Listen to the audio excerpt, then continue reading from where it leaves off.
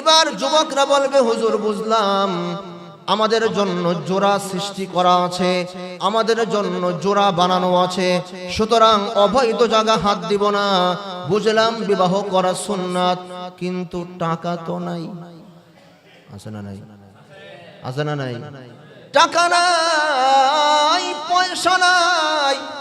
এবার তাদের জন্য আমার নবী বলেন, ইয়া মাশারাশ শাবাব মান ইসতাতা মিনকুমুল বাআ ফালইয়াতাযাওয়াজ ফাইন্নাহু আগাযযু বিল বাসার ওয়া আহসানু লিল ফারজি ওয়া মান লাম ইসতাতি' ফাআলাইহি বিস-সাওম ফাইন্নাহু লাহু ওয়াজাউন।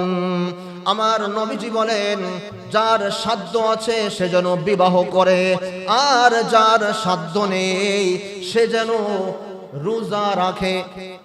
কি রাখে?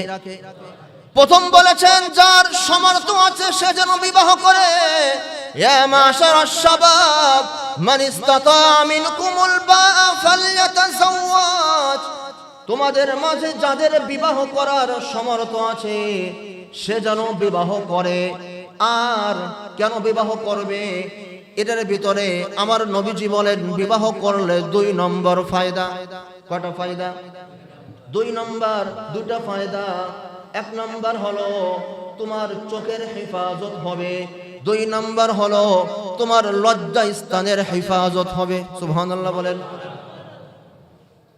আর যদি বিবাহ করতে না পারো, ওয়ামান লাম ইস্তাতি' ফাআলাইহি বিস-সাওম ফাইন্নাহু লাহু ওয়াজাউন, আর যদি বিবাহ করার সামর্থ্য না থাকে রোজা রাখো।